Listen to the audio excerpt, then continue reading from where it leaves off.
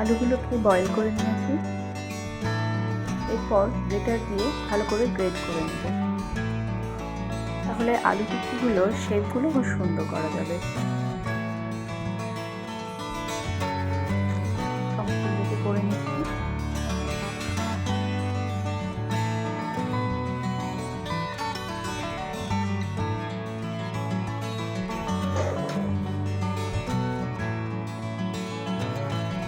এরপর একটু সামান্য পরিমাণ পেঁয়াজ কুচি দিয়ে দিলাম,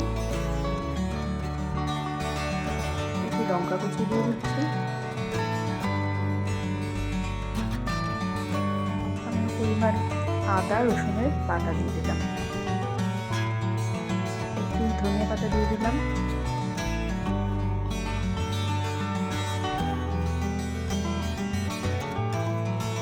একটুখানি ময়দা দিয়ে দিচ্ছি,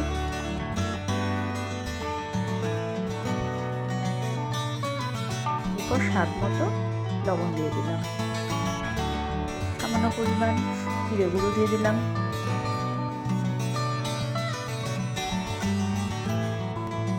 এরপর একটু গরম মশলা দিয়ে দিলাম।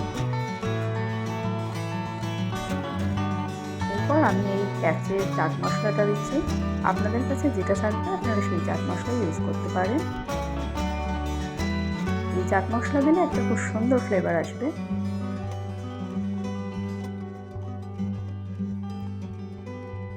এরপর সবগুলোকে একসাথে মাখিয়ে নেব। এরপর ব্যাস হালকা তেলের মধ্যে ফ্রাই করে নিচ্ছি। ব্যাস রেডি আমাদের চিকেন আলু টিক্কি।